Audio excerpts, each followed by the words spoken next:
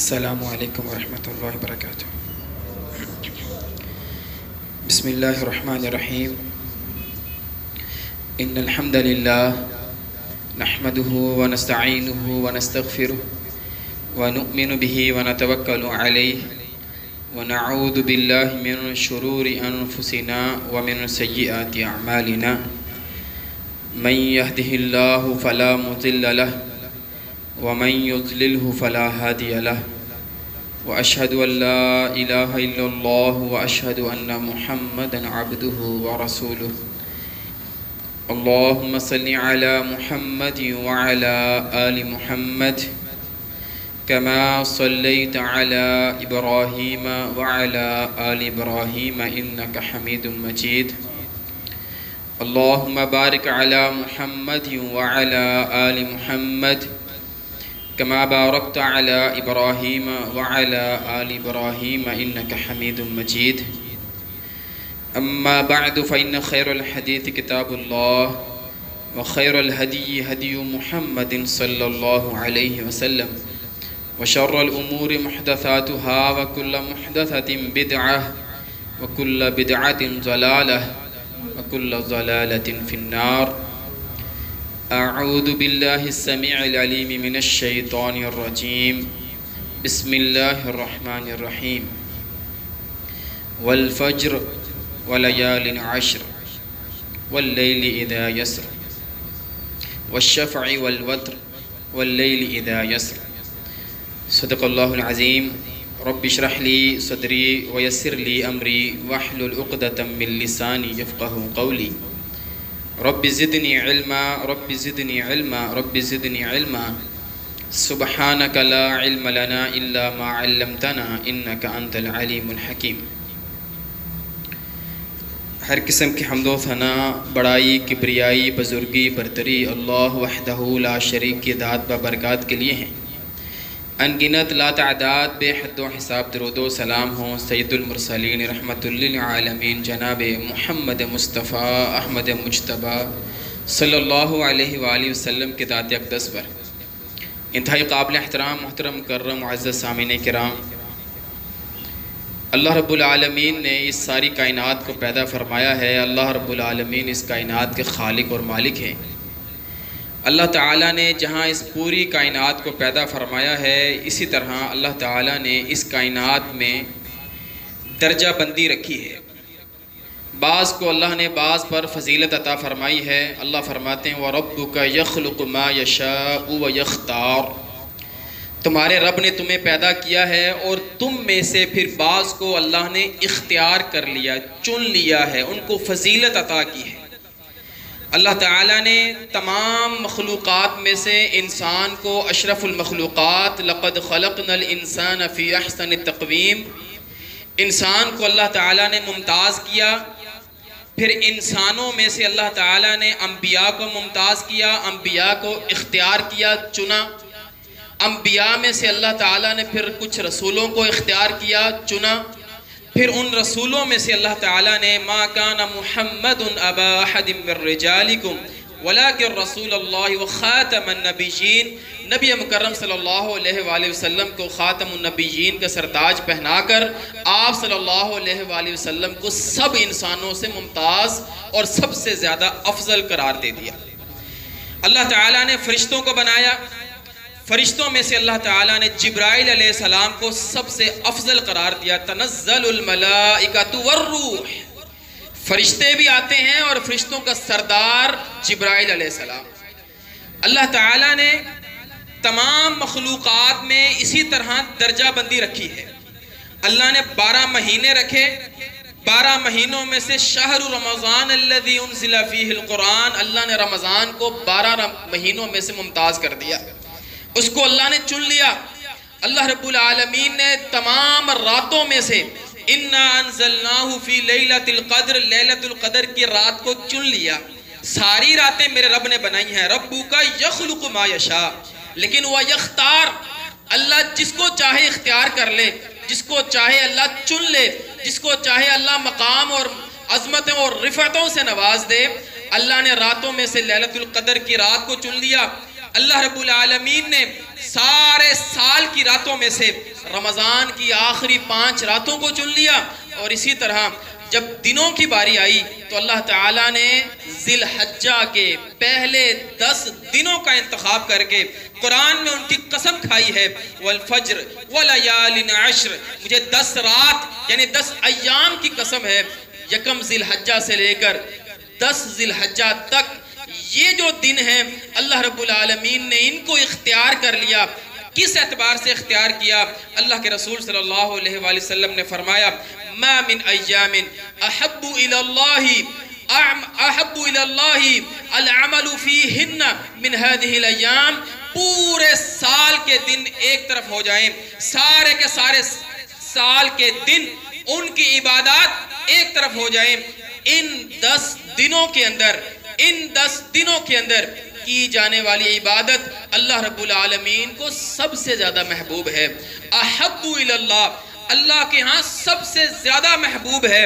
بات کو ذرا سمجھیے گا، ایام سے مراد علماء نے یہاں سے دن لیا ہے، فجر سے لے کر مغرب تک یہ جو دن کا وقت ہے یہ ان دنوں میں سب سے افضل ہے۔ رات کا جو وقت ہے وہ رمضان کی آخری راتیں ہیں، وہ رات کے اعتبار سے افضل ترین راتیں ہیں، یہ دن کے اعتبار سے افضل ترین دن ہے جن کے اندر کی ہوئی عبادت اللہ کے ہاں سب سے زیادہ محبوب ہے۔ صحابہ نے پوچھا اللہ کے رسول وَلَلْ جِہَادُ فِي سَبِيلِ اللَّهِ، کیا جہاد سے بھی افضل ہے؟ جہاد کے بارے میں تو ہم سنتے رہتے ہیں کہ ادھر خون گرتا ہے گناہ معاف ہو جاتے ہیں، ایک ایک قدم پر گناہ معاف، نیکیاں اللہ رب العالمین نیکیوں میں اضافہ فرماتے ہیں، جنت کا مہمان بناتے ہیں۔ جہاد کی اتنی فضیلتیں بیان ہوئی ہیں، کیا ان دنوں میں گھر میں بیٹھ کر اچھی سحری اور افطاری کرنے والا، اے سی کے نیچے بیٹھ کر نماز پڑھنے والا، ذکر اذکار کرنے والا، قرآن مجید کی تلاوت کرنے والا، کیا ان ایام میں عبادت کرنے والا اس میدان میں لڑنے والے سے بھی افضل ہے؟ میدان میں جہاد کرنے والے سے بھی کیا وہ زیادہ فضیلت رکھتا ہے؟ قال نعم وَلَلْجِهَادُ فِي سَبِيلِ اللَّهِ، اللہ کے رسول نے فرمایا ہاں، یہ جو دن ہیں ان دنوں میں گھر میں رہ کر عبادت کرنے والا میدان میں لڑنے والے سے بھی زیادہ افضل کام کر رہا ہے، یہ عبادت کر رہا ہے۔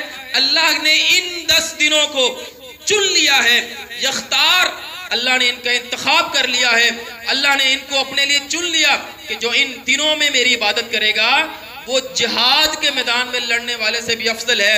اللہ، مگر اللہ کے رسول نے فرمایا سنو ٹھہرو ذرا، الا من خرج بنفسه وماله ثم لم يرجع، مگر وہ شخص جو ان دنوں میں جہاد کے لیے نکلا تھا مال کے ساتھ، اپنی جان کے ساتھ، اور واپس نہیں آیا، شہید ہو گیا، شہادت اسے نصیب آ گئی، وہ شخص، اس کا مقابلہ تم نہیں کر سکتے، لیکن جو لڑ رہا ہے اس سے افضل ہو۔ اس لیے ہمارے اسلاف میں یہ طریقہ رہا ہے کہ بعض علماء، بعض سلف جہاد کو بھی روک دیا کرتے تھے ان دنوں میں، اور کہتے تھے یہ 10 دن عبادت کے دن ہیں، ان 10 دنوں میں ہم نے اللہ کی عبادت کرنی ہے، اللہ کی قربت حاصل کرنی ہے۔ نوافل میں اضافہ کرتے تھے، تلاوت میں اضافہ کرتے تھے، ذکر میں اضافہ کرتے تھے، صدقہ میں اضافہ کرتے تھے۔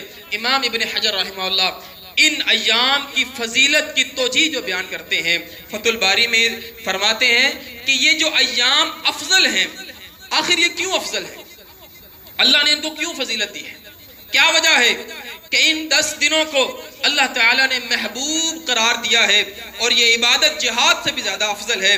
تو امام ابن حجر رحمہ اللہ فرماتے ہیں اس لیے وجہ اس کی یہ ہے کہ پورے سال میں یہ 10 دن ایسے ہیں جن 10 دنوں میں اللہ نے چوٹی کی جو عبادات ہیں، اسلام کی جو بنیادی عبادات ہیں، اسلام کی جو 4 عبادات والے ارکان ہیں، اللہ نے وہ چاروں کی چاروں ان 10 دنوں میں اکٹھی کر دی ہیں، وہ ان 10 دنوں میں سما دی ہیں، اکٹھی ہیں۔ رمضان آتا ہے، آپ روزہ رکھتے ہیں، نماز پڑھتے ہیں اور صدقہ یا زکوٰۃ دیتے ہیں، لیکن حج آپ نہیں کر سکتے۔ عام دنوں میں آپ نماز پڑھ سکتے ہیں، روزہ رکھ سکتے ہیں، صدقہ کر سکتے ہیں، حج نہیں کر سکتے۔ حج کے ایام مخصوص ایام ہیں، وہ انہی 10 دنوں میں آتے ہیں۔ کہا یہ 10 دن ایسے ہیں جن میں نماز بھی پڑھ سکتے ہیں، جن میں آپ روزہ بھی رکھ سکتے ہیں، جن میں آپ صدقہ بھی کر سکتے ہیں اور آپ حج بھی ادا کر سکتے ہیں۔ تمام چوٹی کی عبادات اللہ تعالیٰ نے اکٹھی کر کے ان 10 دنوں میں سما دی ہیں۔ اگر کوئی حاجی ہے تو وہ بڑا ہی خوش نصیب ہے کہ وہ ان 10 دنوں میں حج بھی کر رہا ہے، روزے بھی رکھ رہا ہے اور وہ جو ہے نماز بھی پڑھ رہا ہے اور صدقہ بھی کر رہا ہے۔ اس نے یہ چاروں کی چاروں عبادات ان 10 دنوں میں کر لی ہیں۔ اس لیے اللہ رب العالمین کو ان 10 دنوں میں کی ہوئی عبادت بڑی ہی محبوب ہے۔ اللہ نے انہی 10 دنوں میں روزہ بھی رکھ دیا۔ 9 ذی الحجہ یوم عرفہ اللہ نے کہا روزہ رکھو، روزہ رکھو، اس روزے کے بدلے میں تمہارے 1 سال کے پچھلے اور 1 سال کے اگلے گناہ میں معاف کر دوں گا۔ اللہ نے روزہ بھی ان دنوں میں رکھا۔ یوم عرفہ ایسا دن کہ جس دن سارے کے سارے حاجی عرفہ کے میدان میں اکٹھے ہو جاتے ہیں، سر میں جو ہے وہ سر بھی ننگا ہے، لباس بھی نہیں ہے، چادریں پہنی ہوئی ہیں، پسینہ، گرمی، لبیک اللہم لبیک کے نعرے، دعائیں، عبادت، یہ ساری چیزیں میدان عرفات میں ہو رہی ہیں اور اللہ رب العالمین اپنے فرشتوں سے کہتے ہیں، اللہ کے رسول نے فرمایا صحیح حدیث، 9 ذی الحجہ والے دن اللہ اپنے فرشتوں کو مخاطب کر کے کہتے ہیں، او میرے فرشتوں، تم کہتے تھے میں جو خلیفہ بنانے جا رہا ہوں، جو میں انسان بنانے جا رہا ہوں، یہ خون بہائے گا، یہ فساد کرے گا۔ دیکھو ذرا عرفات کی طرف نظر دوڑاؤ، دیکھو میرے ان بندوں کی طرف، میرے ان غلاموں کی طرف دیکھو، کس طرح یہ 2 چادریں لپیٹ کر اس گرمی کے اندر اس پسینے کے ساتھ بغیر نہائے اور تھوڑے سے مال کے ساتھ، تھوڑے سے پانی کے ساتھ میری عبادت میں مشغول ہیں۔ اللہ رب العالمین یوم عرفہ والے دن 9 ذی الحجہ کو انسانوں پر فخر کرتے ہیں اور فرشتوں کے سامنے اس کا اظہار کرتے ہیں، دیکھو میرے بندوں کو، میرے بندے کس طرح میری عبادت کر رہے ہیں۔ یہ یوم عرفہ بھی انہی 10 دنوں میں اللہ نے شامل کیا ہے۔ اور پھر یوم النحر 10 ذی الحجہ کا دن کہ جس دن الیوم اکملت لکم دینکم، اللہ کے رسول پر اللہ تعالیٰ نے دین کو مکمل کر دیا، دین کو مکمل کر دیا۔ یہ دین نہ اب اس میں اضافہ ہوگا نہ اس میں کمی ہوگی۔ جس دن یہ دین مکمل ہوا وہ بھی یوم ذی الحج 10 ذی الحجہ کا دن ہے، یوم النحر ہے۔ اور اللہ کے رسول نے فرمایا اعظم الایام فی الدنیا یوم النحر، اس دنیا میں ان 365 دنوں میں سے سب سے افضل دن جو ہے وہ یوم النحر کا دن ہے، وہ 10 ذی الحجہ کا دن ہے۔ وہ سب سے افضل دن، سب سے اعظم دن بھی انہی ایام کے اندر اللہ رب العالمین نے اس کو سمو دیا ہے۔ لہذا یہ جو 10 دن ہیں عبادت کے حوالے سے بڑے ہی اہم ترین دن ہیں۔ اللہ کی طرف سے آپ کو اور مجھے پیکج ملا ہے، اپنی عبادات میں اضافہ کریں۔ جہاں آپ نماز فرض پڑھتے ہیں وہاں اشراق کا اہتمام کریں، سنتوں کا اہتمام کریں، نوافل کا اہتمام کریں۔ اللہ رب العالمین اس کے بدلے آپ کے گناہ بھی معاف فرمائیں گے، آپ پر رحمتیں بھی کریں گے، برکتیں بھی کریں گے۔ قرآن مجید پڑھتے ہیں، تھوڑا پڑھتے ہیں، اب زیادہ کر دیں، اس کو بڑھا دیں، نہیں پڑھتے تو لازمی پڑھیں۔ ان دنوں کے اندر قرآن مجید کی تلاوت بھی کریں اور اس کے ساتھ ساتھ صدقے کا جو عمل ہے اس کو بھی ساتھ میں شامل کریں، صدقے کو بھی جاری رکھیں۔ اللہ رب العالمین کو وہ بھی بڑا پسند ہے۔ اور اگلی جو ان دنوں میں سب سے اہم عبادت جو ہمیں اور آپ کو کرنی چاہیے، اللہ کے رسول صلی اللہ علیہ وآلہ وسلم نے فرمایا 10 ذی الحجہ کو، یوم النحر کو، اللہ کو جو عبادت سب سے زیادہ محبوب ہے، سب سے زیادہ افضل ہے، سب سے زیادہ پیاری ہے، اس دن اگر کوئی شخص لاکھوں روپے اللہ کی راہ میں صدقہ کر دے اللہ کو وہ پسند نہیں ہے۔ اس دن کوئی 1000 اور 1 لاکھ نوافل پڑھ لے اللہ کو وہ محبوب نہیں ہے۔ اس دن کوئی 2-3 مرتبہ قرآن مجید کی تلاوت مکمل کر لے اللہ کو وہ محبوب نہیں ہے۔ اللہ کو یوم النحر والے دن جو چیز محبوب ہے، جو چیز پسند ہے، جو اللہ کی چاہت ہے، اللہ کے رسول نے فرمایا اللہ چاہتے ہیں جو مسلمان اس کے پاس استطاعت ہے، نصاب کو پہنچا ہوا ہے، اللہ نے اس کو استطاعت دی ہے تو وہ یوم النحر والے دن قربانی کرے، اللہ کی راہ میں جانور کو ذبح کرے۔ اللہ کو یہ جانور جو ہو سکتا ہے 20,000 روپے کا ہو، 30,000 کا ہو، اس کا تھوڑا سا حصہ ہو، اس کے اندر 50 لاکھ یا 50 کھرب سونے کے پہاڑ سے بھی زیادہ افضل یہ عمل ہے۔ کوئی بندہ اٹھ کر کہے جی میں نے 10 ذی الحجہ یوم النحر کو لوگوں کو کھانا کھلانا ہے، میں نے صدقہ کرنا ہے، میں نے بیواؤں کی خدمت کرنی ہے، میں نے یتیموں کو کپڑے پہنانے ہیں، میں نے یہ نیکیاں کرنی ہے۔ تم نے 10,000 خرچ کیا، 1,00,000 خرچ کیا، میں نے 50 لاکھ خرچ کیا، اس 50 لاکھ کی کوئی وقت نہیں اس 1 لاکھ اس 10,000 کے سامنے۔ اللہ کو یہ محبوب ہے۔ ہر عبادت کا اپنا وقت ہے، ہر عبادت کو اللہ نے مقرر کیا ہے، ہر عبادت مقدور ہے۔ جو اللہ رب العالمین نے وقت طے کیا اس وقت میں وہی عبادت ہوگی۔ 10 ذی الحجہ کو اللہ کو جو سب سے زیادہ محبوب ہے وہ خون بہانا ہے، جانور کا خون بہانا اللہ رب العالمین کو سب سے زیادہ پسند ہے۔ اور اللہ کے رسول نے تو یہاں تک فرما دیا، جو شخص استطاعت رکھتا ہے قربانی نہیں کرتا ہے وہ ہماری عیدگاہ میں نماز پڑھنے کے لیے نہ آئے، وہ ہمارے ساتھ نماز نہ پڑھے، گھر میں رہے اپنے۔ کیوں قربانی نہیں کرتا؟ اس کو چاہیے کہ وہ اپنی مال میں سے قربانی کا حصہ ضرور نکالے اگر اللہ نے اس کو استطاعت دی، اور اگر نہیں استطاعت دی تو نیت لازمی کرے کہ اللہ میرے پاس ہوتا یا میرے پاس ہوگا تو میں ضرور اس قربانی میں حصہ ڈالوں گا۔ تو 10 ذی الحجہ کو یہ والی عبادت سب سے افضل ہے۔ اب بات یہ سمجھنی ہے کہ یہ قربانی اصل ہے کیا چیز؟ اللہ رب العالمین نے قربانی کا حکم آپ کو مجھے کیوں دیا؟ اللہ کو کون سے گوشت کی ضرورت ہے؟ اللہ کو کون سے خون کی ضرورت ہے؟ اللہ کیوں ان جانوروں کو کٹوا رہا ہے، قتل کروا رہا ہے، ذبح کروا رہا ہے؟ اللہ کو کیا چاہیے؟ اللہ کو کیا مطلوب ہے؟ آپ سے اور مجھ سے اللہ کو کیا جانور چاہیے؟ کیا خون چاہیے؟ کیا اللہ کو آپ کو اور مجھ سے گوشت چاہیے؟ اللہ رب العالمین کو کیا مطلوب ہے؟ اللہ کیا چاہتے ہیں؟ اس قربانی کے پیچھے حکمت کیا ہے؟ قربانی کی اصل روح کیا ہے؟ قربانی کا اصل فلسفہ کیا ہے؟ قربانی آپ سے اور مجھ سے کیا چاہتی ہے؟ کیا مانگتی ہے؟ کیا طلب کرتی ہے؟ تو اس بات کو ذرا سمجھیں۔ اللہ کے رسول صلی اللہ علیہ وآلہ وسلم کے پاس کچھ صحابہ آئے، انہوں نے آ کر اللہ کے رسول سے سوال کیا، ما هذه الاضاحی، اللہ کے رسول یہ قربانی کیا ہے؟ یہ اضاحی کیا ہے؟ ہم کیوں قربانی کرتے ہیں؟ آپ ہمیں یہ قربانی کا حکم کیوں دے رہے ہیں؟ اس کی کیا حکمت ہے؟ اس کی کیا اصل ہے؟ اس کی کیا روح ہے؟ یہ ہے کیا؟ اللہ کے رسول صلی اللہ علیہ وآلہ وسلم نے 2 لفظوں میں جو جواب دیا، فرمایا سنت ابیکم ابراہیم، یہ تمہارے باپ ابراہیم کی سنت ہے، اس لیے تم اس سنت پر عمل کرو اور اپنے باپ ابراہیم کی سنت کو پورا کرو۔ اگر دیکھا جائے تو اصلاً یہ اللہ کا حکم ہے، فَصَلِّ لِرَبِّكَ وَانْحَرْ، قربانی کریں۔ اور یہ قربانی کا عمل ہمیشہ سے ہوتا چلا آیا ہے۔ سب سے پہلی قربانی جو ہمیں قرآن مجید میں ملتی ہے وَاتْلُ عَلَيْهِمْ نَبَأَ ابْنَيْ آدَمَ اِذْ قَرَّبَا قُرْبَانًا فَتُقُبِّلَ مِنْ أَحَدِهِمَا، سب سے پہلی قربانی آدم علیہ السلام کے بیٹے حابیل اور قابیل نے دی تھی، سب سے پہلی قربانی انہوں نے کی تھی۔ تو قربانی ہمیشہ سے چلتی آئی ہے، ہر نبی ہر امت اپنے اپنے طریقے سے قربانی کرتی رہی ہے، اور اللہ کا حکم تھا، اللہ حکم دیتے تھے۔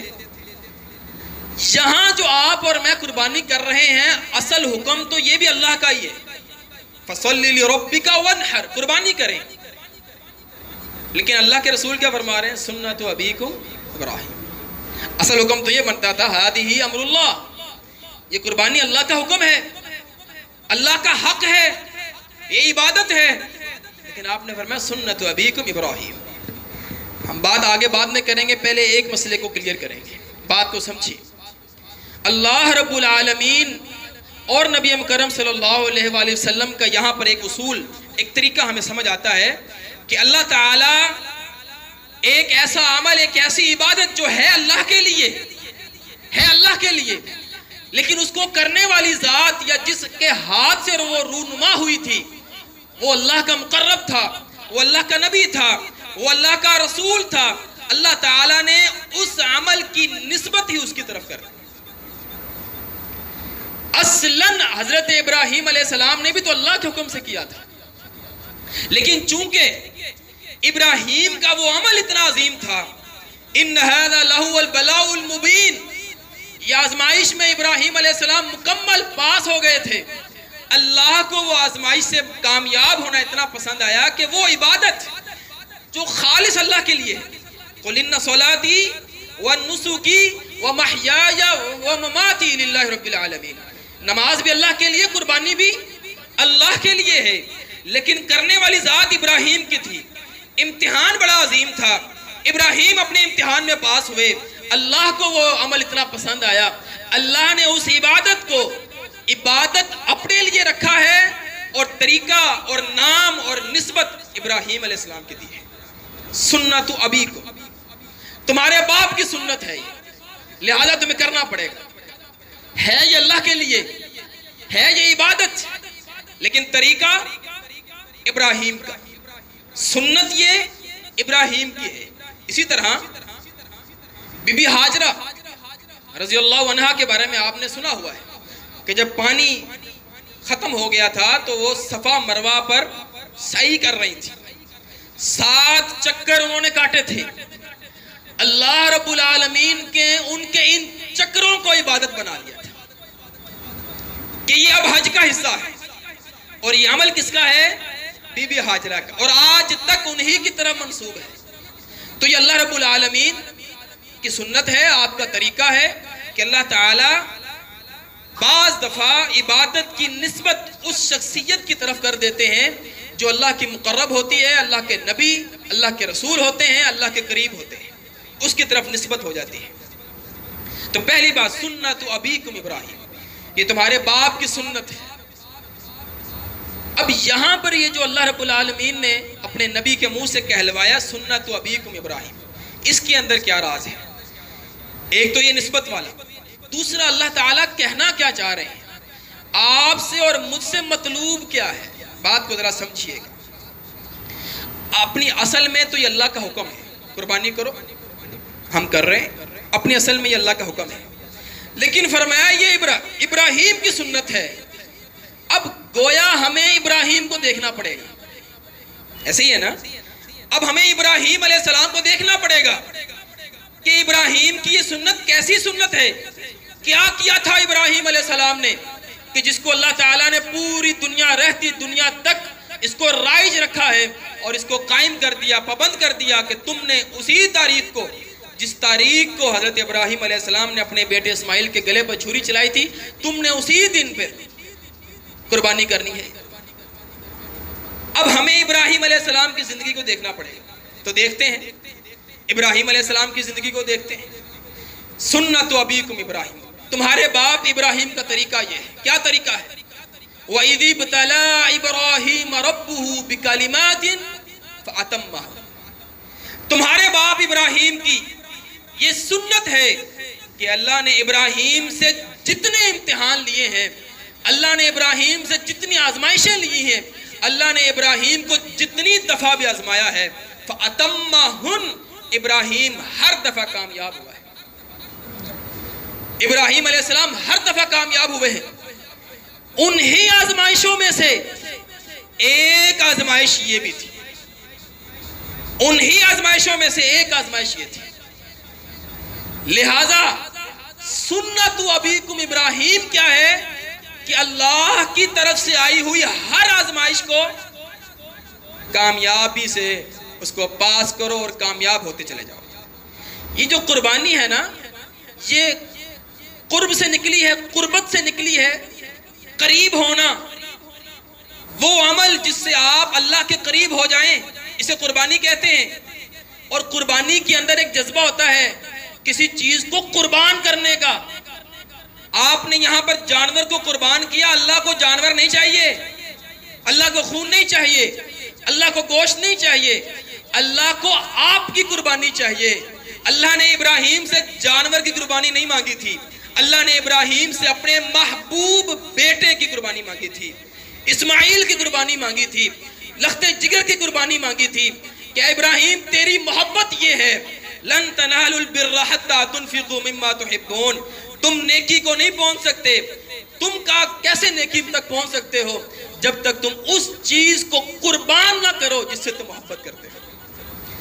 اس محبت کو قربان کرنا ہے، ان خواہشات کو قربان کرنا ہے، اپنے نفس کے اندر چھپی ہوئی خواہشات یہ ہوا پرستی، اس کو قربان کرنا ہے، اللہ کو یہ قربانی مطلوب ہے۔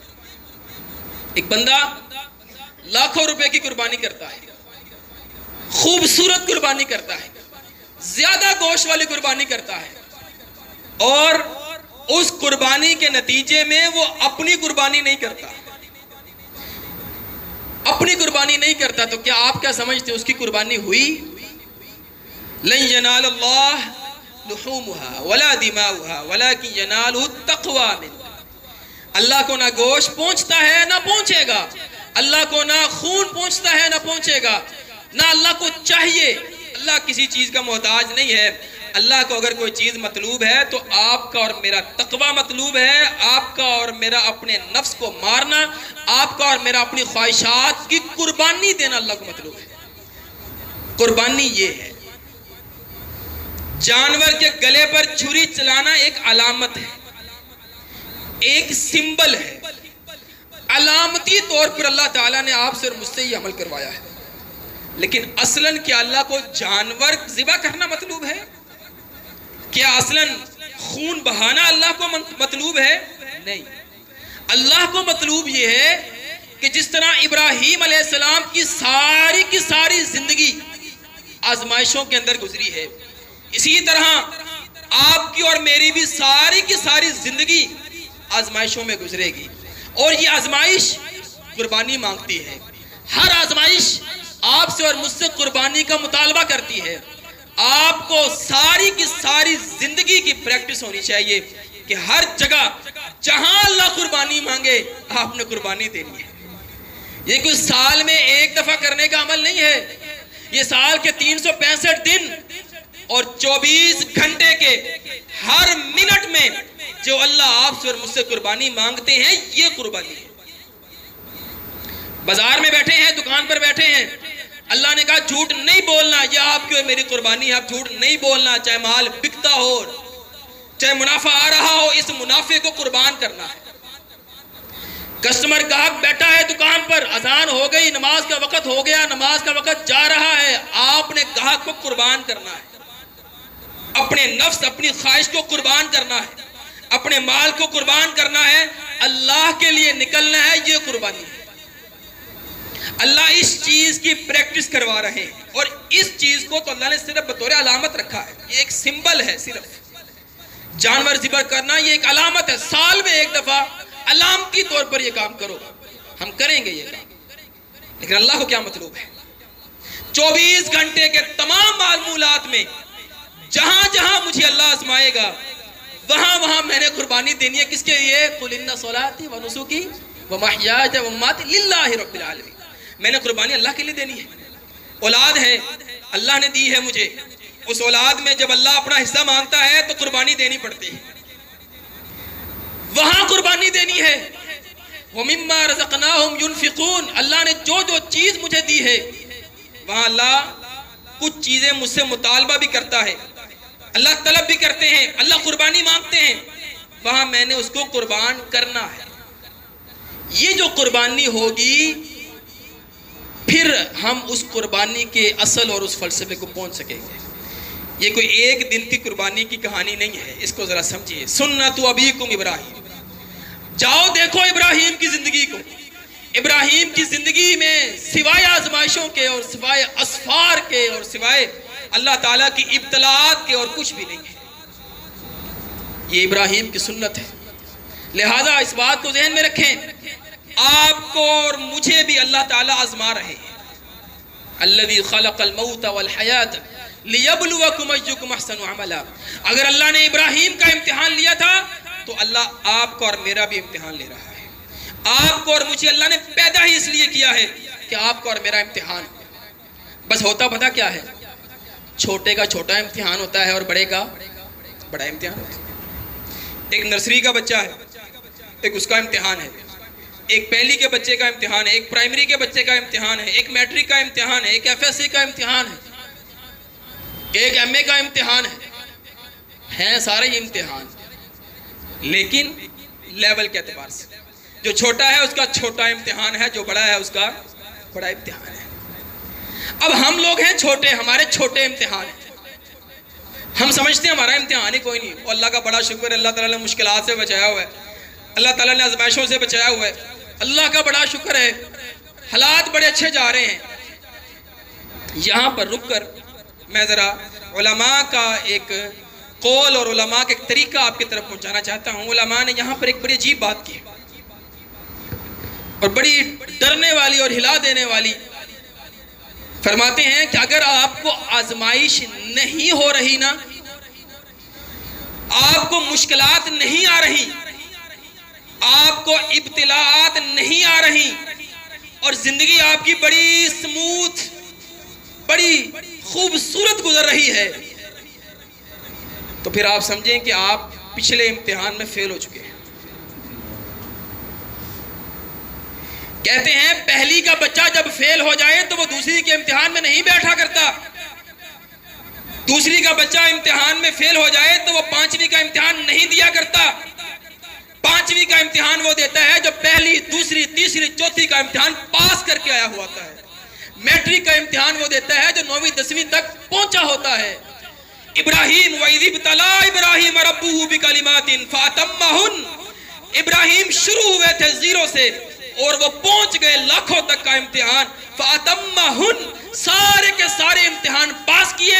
اللہ نے ڈگری کیا دی؟ قَالَ إِنِّي جَاعِلُكَ لِلنَّاسِ إِمَامًا، جا ابراہیم تجھے انسانیت کا امام بنا دیا۔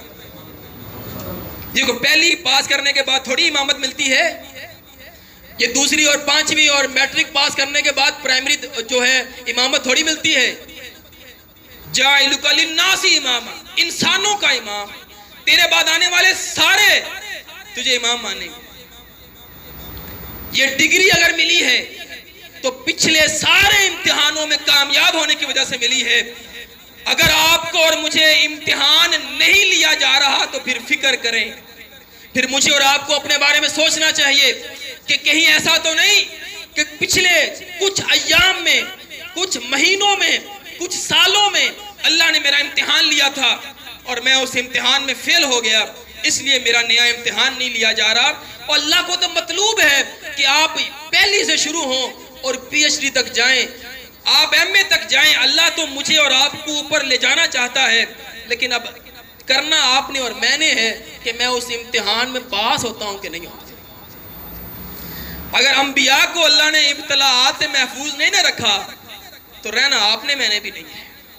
اور اگر آپ اور میں ابتلاءات سے محفوظ ہیں تو محفوظ بھی ڈونلڈ ٹرمپ بھی ہے، محفوظ بھی جو بائیڈن بھی ہے، محفوظ بھی بڑے بڑے کافر بڑی سموتھ کے ساتھ، بڑی آسانی کے ساتھ بڑی خوبصورت زندگی گزار رہے ہیں، کیونکہ ان کے لیے یہی زندگی ہے۔ اور ایک مومن کے لیے زندگی سوائے ابتلاءات کے، مشکلات کے، آزمائشوں کے کچھ نہیں ہے۔ یہی آزمائشیں آپ کو لمحہ بلمحہ، درجہ بدرجہ اوپر کی طرف لے کے جائیں گے، اور ہر امتحان پچھلے امتحان سے مشکل ہوتا چلا جائے گا۔ پرائمری کا امتحان آسان ہوتا ہے، میٹرک کا مشکل ہوتا ہے۔ ابراہیم علیہ السلام کی زندگی کو دیکھیں آپ، سنت ابیکم ابراہیم، آپ شروع سے شروع ہو جائیں۔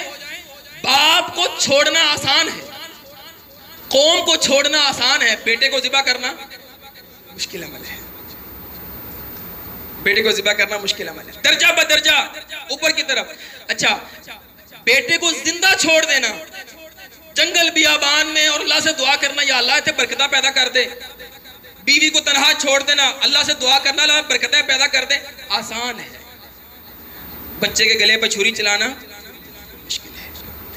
آپ درجہ بدرجہ آزمائشوں کو دیکھتے چلے جائیں، آزمائش اگلی آنے والی آزمائش اس سے بھی زیادہ مشکل ہوتی چلی جاتی ہے، کیونکہ امتحان ہے اور اسی امتحان کو پاس کرنا ہے، پھر ایک مقام تک پہنچنا ہے۔ سنت ابیکم ابراہیم، یہ تمہارے باپ ابراہیم کی سنت ہے۔ ساری زندگی کا معمول بنائیے، اپنا ذہن بنائیے کہ اللہ جہاں مجھ سے قربانی مانگے گا میں نے اللہ کی راہ میں قربانی دینی ہے، میں نے اللہ کی راہ میں قربانی کرنی ہے۔